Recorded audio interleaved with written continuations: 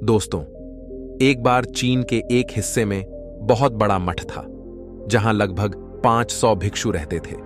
वो सभी अपने गुरु के मार्गदर्शन में खुद को जानने का अभ्यास कर रहे थे।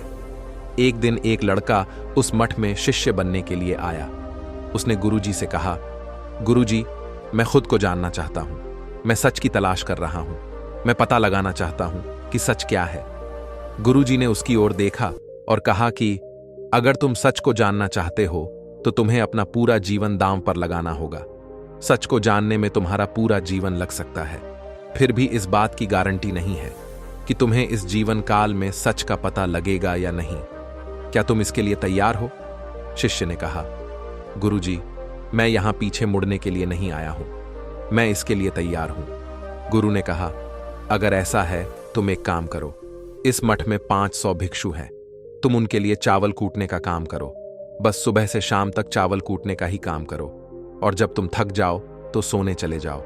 फिर अगली सुबह उठकर चावल को कूटना शुरू कर दो। इसके अलावा कुछ और मत करना।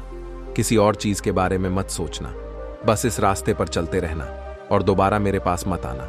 जरूरत पड़ने पर मैं खुद तुम्हारे पास आऊंगा। उस लड़के ने गुरु के आदेश का पालन करते हुए चावल कूटना शुरू कर दिया। उस मठ में 500 शिष्य थे। उन सभी को समय समय पर भोजन की आवश्यकता पड़ती थी, इसीलिए वह बहुत जल्दी उठ जाता था और रात को देर तक चावल कूटता रहता था। जब वह थक जाता तो उसी कमरे में सो जाता था जहां वो चावल कूटता था। वो किसी से बात नहीं करता था और ना ही कोई उससे बात करने के लिए उसके पास आता था।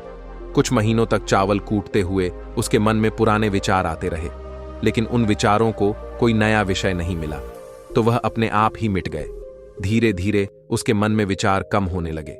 कुछ सालों के बाद तो वो अपना नाम तक भी भूल गया। वह हमेशा चुप रहता और विचारहीन अवस्था में बस चावल कूटता रहता। उसने ना तो कभी ध्यान किया था और ना कभी शास्त्र पढ़ा था। मठ के बाकी शिष्य उसे मूर्ख समझते थे। ऐसा करते हुए 12 साल बीत गए। 12 साल बाद एक दिन गुरुजी ने घोषणा की, अब मेरा आखिरी समय आ रहा है और मुझे अपना उत्तराधिकारी चुनना है जो मेरे बाद मठ का मुखिया होगा। इसीलिए मेरा कोई ऐसा शिष्य है जिसे लगता है कि वो आत्म साक्षात्कार हो गया है और उसने खुद को जान लिया है, तो रात को मेरे दरवाजे के पास आकर इस दीवार पर कुछ पंक्तियां लिखें जिसमें उसकी जिंदगी का सारा अनुभव समाया हो। कई शिष्यों ने ऐसा करने के बारे में सोचा, पर मठ के प्रमुख शिष्यों में से एक ने वहां जाकर कुछ पंक्तियां लिखी। उसे बौद्ध धर्म ग्रंथों का बहुत ज्ञान था। सभी शिष्यों को लगता था कि वो इस मठ का उत्तराधिकारी बन सकता है। उसने लिखा था कि मन एक दर्पण की तरह है जिस पर विचारों और इच्छाओं की धूल जमा हो जाती है। इस धूल को हटाने के लिए ही ध्यान है। जिसकी धूल हट जाती है और मन का दर्पण साफ हो जाता है, वो मोक्ष को प्राप्त कर लेता है। अगली सुबह जब गुरुजी उठे और उन्होंने इन पंक्तियों को देखा और उन्होंने कहा कि किस बेवकूफ ने यह सब कचरा मेरी दीवार पर लिखा है। वो शिष्य जिसने यह लिखा था वो चुप रहा। हालांकि उसने जो पंक्तियां लिखी थीं वो ज्ञानों से भरी थीं, लेकिन यह सब किताबी ज्ञान था। वो शिष्य बहुत चालाक था। उसने पंक्तियां लिखीं, पर उसने नीचे अपने हस्ताक्षर नहीं किए, क्योंकि वो स्वयं इसके बारे में निश्चित नहीं था कि यह सही है या नहीं, क्योंकि वो आत्म साक्षात्कार नहीं हुआ था। गुरु ने पंक्तियों को पूरी तरह से खारिज कर दिया। ये देखकर सभी हैरान रह गए। ये घटना पूरे मठ में चर्चा का विषय बन गई। इस विषय पर बात करते हुए 2 शिष्य उस शिष्य के पास से गुजरे जो 12 साल पहले यहां आया था और दिन रात चावल कूटता रहता था। दोनों की चर्चा सुनकर वह धीरे से हंस पड़ा। दोनों शिष्य ने उसे पूछा कि तुम क्यों हंस रहे हो? दोनों शिष्य की नजर में यह चावल कूटने वाला तुच्छ भिक्षु था। किसी ने उसे ना तो कभी ध्यान करते हुए देखा था, ना ही कभी शास्त्र पढ़ते हुए। हर कोई उसे मूर्ख समझता था जो बस चावल को ही जानता था।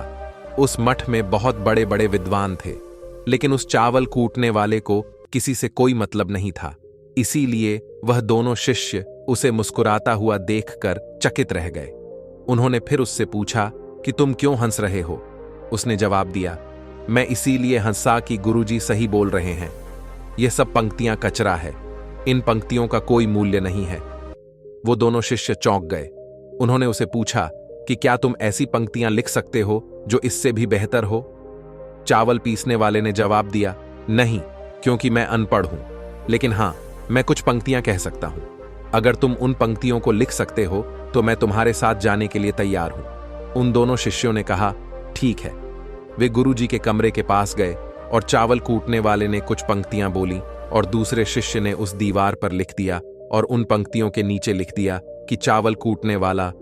उन्हें लगा कि गुरुजी इस पर भी गुस्सा करेंगे, जो पंक्तियों उसने लिखने के लिए कहा था, मगर वो पंक्तियां किताबी नहीं थीं।